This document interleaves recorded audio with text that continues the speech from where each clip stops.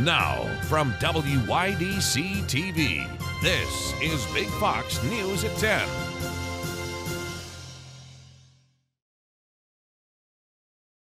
Good evening, I'm Anna Manuel. A former state trooper is dead following an ice fishing accident in Newark Valley. The Tioga County Sheriff's Office has confirmed that Norman O'Neill died on March 3rd after falling through the ice at Alexander Pond. According to the Sheriff's Office, O'Neill and another man both fell into the icy water on Friday afternoon. O'Neill was unable to pull himself out of the water and was unresponsive when first responders arrived. After being pulled from the lake, attempts to resuscitate O'Neill were unsuccessful. The cause of death has been declared as an accidental drowning. Boater safety courses will soon begin in Chemung County. In the near future, anyone operating a boat will need this class to use it. The classes begin the 18th, starting at 8:30 a.m.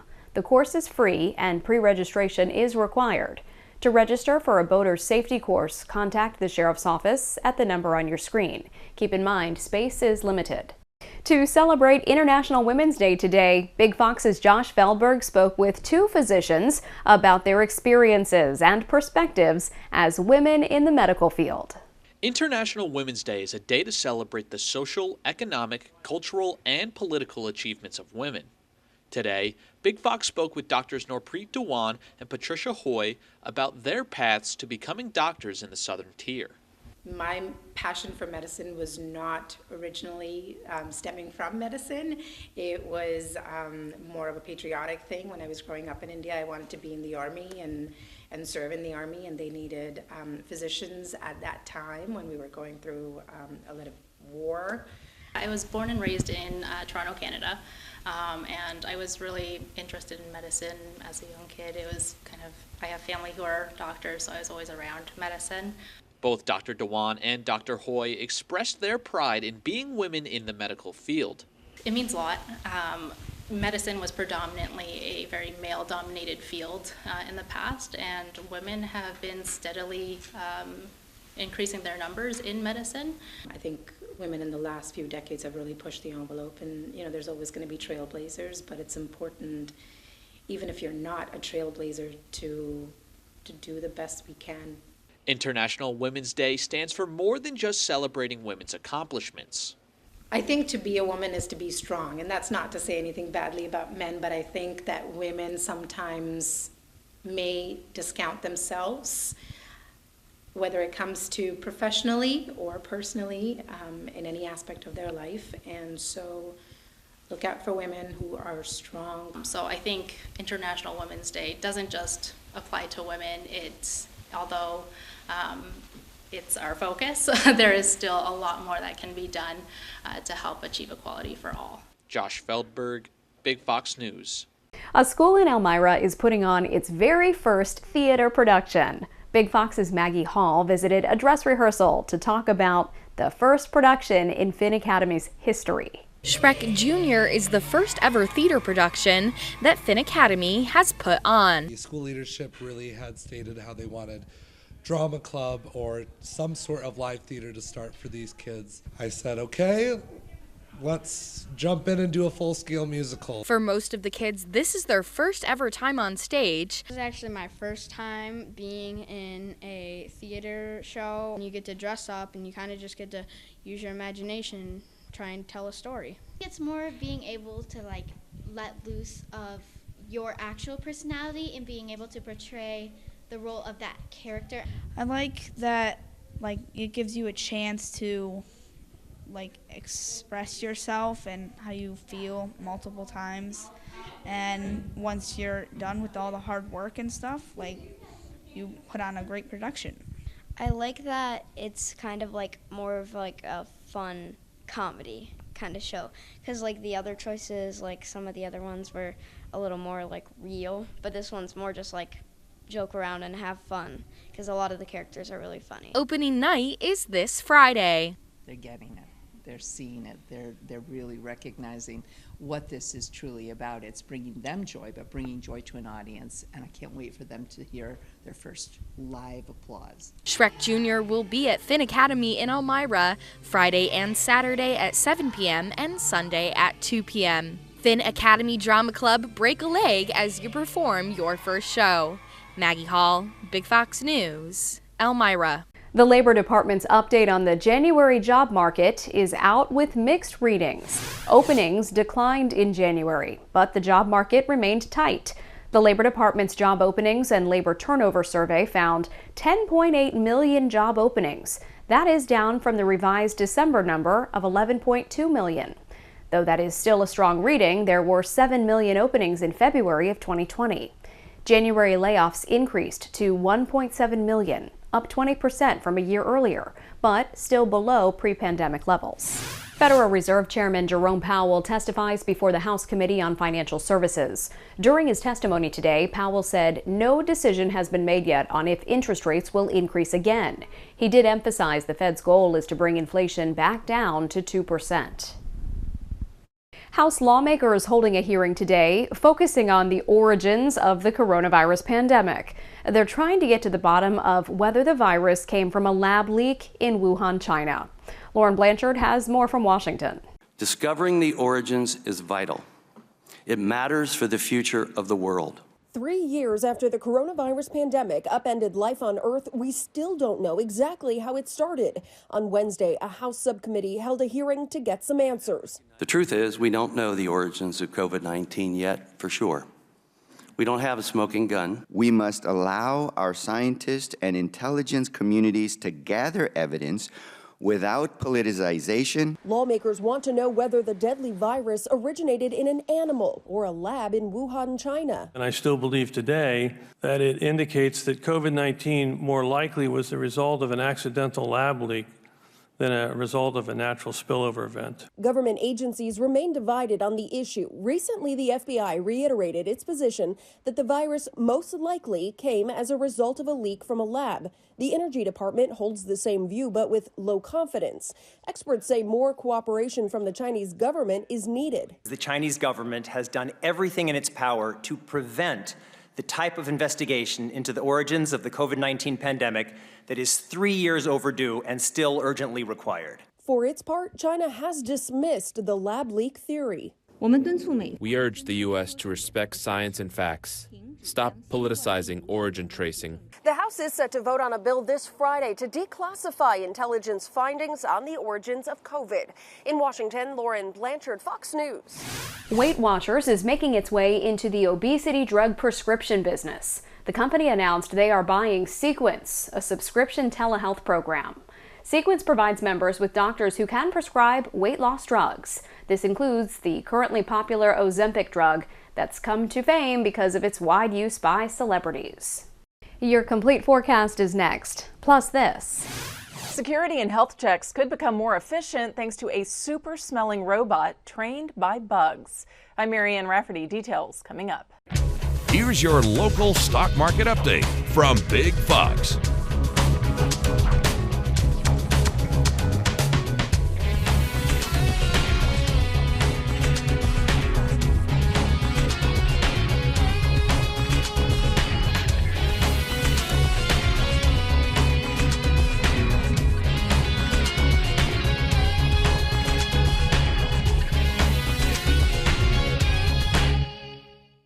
Now, your Twin Tiers forecast from Big Fox. Hi everyone, welcome. I'm meteorologist Sam Ryan. We have cloudy and cool conditions continuing for our Thursday, getting a little break in the action as system moves out. And then we have our next system on the way Friday night, and it looks like some snowfall actually Thursday night, really into the day on Friday, and staying active, kind of a roller coaster with our temperatures, 29 degrees. And 28 at 3 a.m., 27 at 6 a.m., winds out of the northwest. You see the average morning low temperature is 21, so we'll be above that. Now here's the big picture showing you how things may play out. And we'll have decreasing clouds, a little bit of sunshine possible here for the day Thursday, but otherwise a lot more clouds. Here's this wave moving into the Great Lakes late Thursday and on our doorstep by Friday morning perhaps. Otherwise, better chance into the afternoon and into the evening hours, and that's where we could get a decent amount of snowfall in parts, especially off to the west. So let's zoom on in and see the local forecast heading through the day Thursday. Again, there's some of that cloud cover, decreasing clouds, a little bit of sunshine, but we get some of those snowflakes coming down the Finger Lakes. And here's the next system then arriving into Friday. So we have some of that snow arriving. Here's some of the model data coming in. Again, take this with a grain of salt. We could still see some changes, but looking at the potential of maybe 2 to 5 inches of snow, you get into the purples, and that's where we could have 6 or 7 inches of snow. The National Weather Service indicating 4 to 6 inches for us, but we're right on the cusp where it cuts off very quickly to the northeast of 1 to 2 or 2 inches, 1 inch just up to the northeast. So we're kind of on that fringe right now, and that's why we'll have to keep a close eye on it. But our next system then moving in Monday and into Tuesday, see how this really begins to fill in. Now these are almost double-digit snowfall amounts just with that snowstorm. Again, not doing a snowfall forecast this far out for Monday and Tuesday, but I want you to be aware of what we're looking at. So it could be a little more substantial. We haven't had anything like this yet. So looking next week, Monday into Tuesday, really filling in across the state. 27 degrees at 7 a.m., 34 at noon, 35 at 5 o'clock. Highs will range in these mid to upper 30s with partly cloudy or partly sunny skies.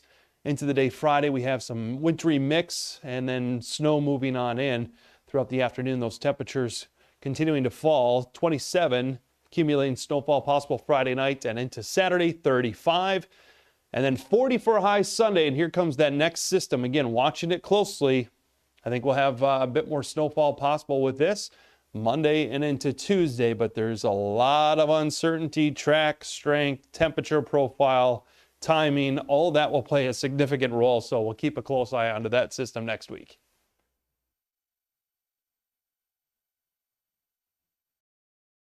In the not-too-distant future, security and health checks could be getting a high-tech makeover. Marianne Rafferty takes a look at the biohybrid robot trained by bugs and how scientists hope to use it to keep us safe. Robots aren't living things, but it's not stopping scientists from trying to make them come alive. Well, sort of. This is a biohybrid robot, and with the help of insects, researchers in Israel are training it to develop a sense of smell. We combine the biological world with the electronic world. Locusts are large bugs with fine-tuned antennae, long sensors on top of their heads used to identify and locate a variety of objects.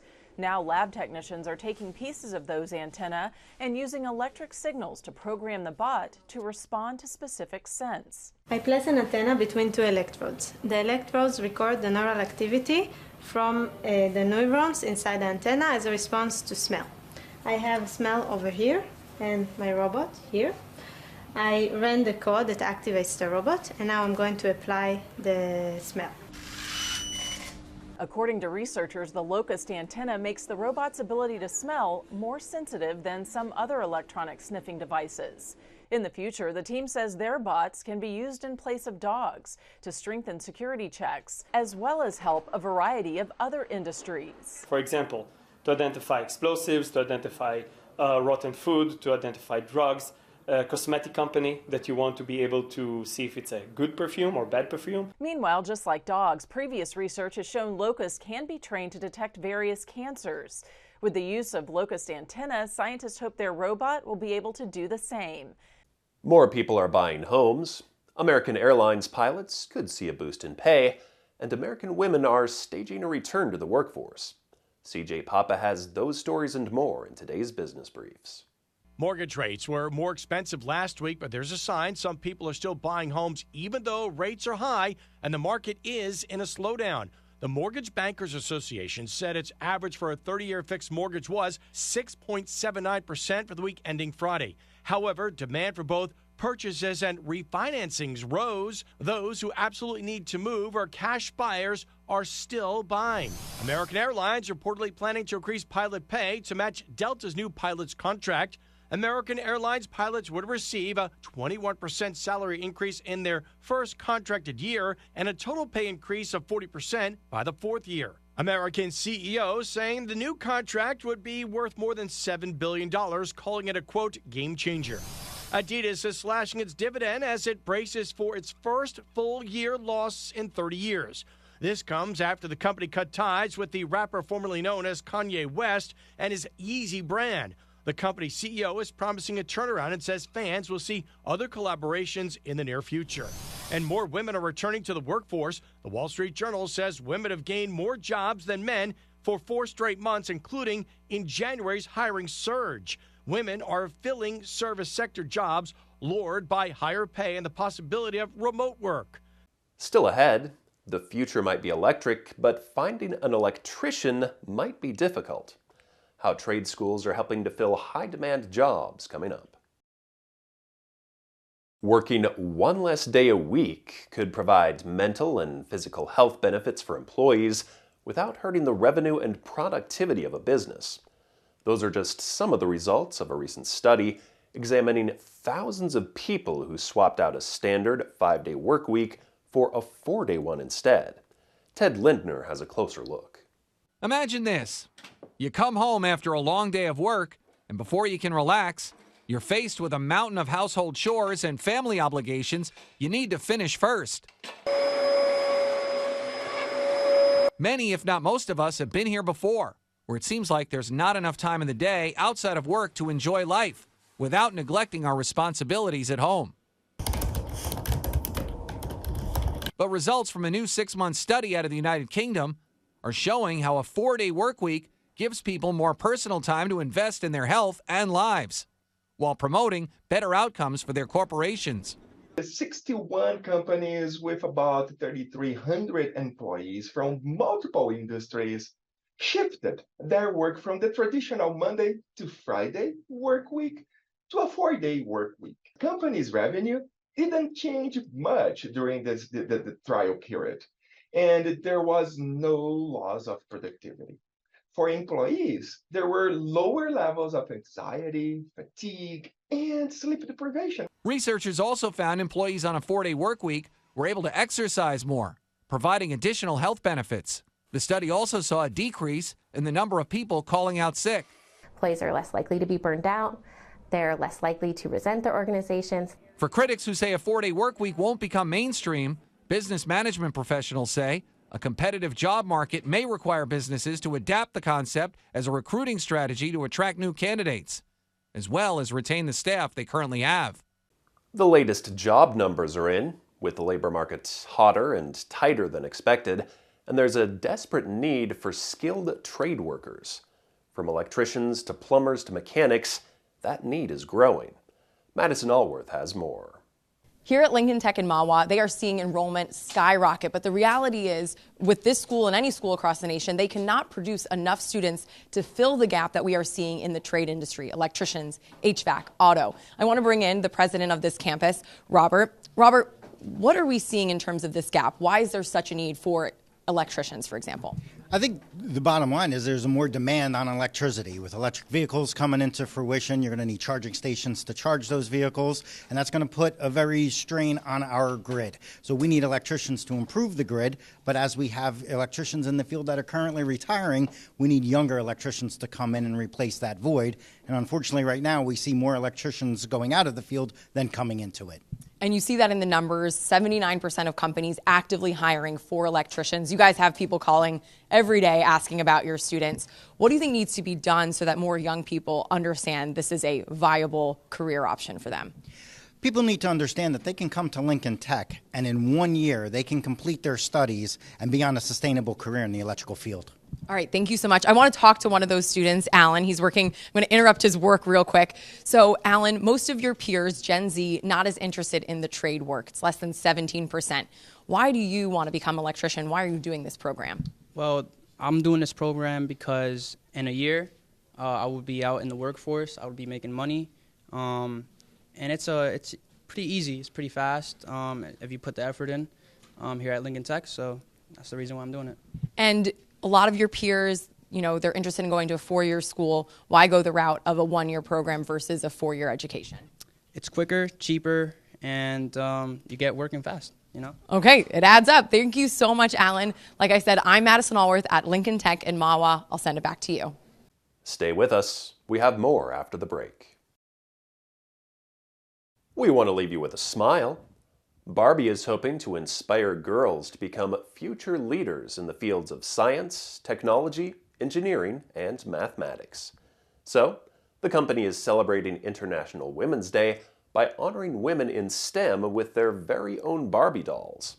The lineup includes 3 American sisters: Susan Wojcicki, who is the CEO of YouTube, Janet Wojcicki, a professor of pediatrics and epidemiology at the University of California, San Francisco, and Ann Wojcicki, the co-founder and CEO of 23andMe.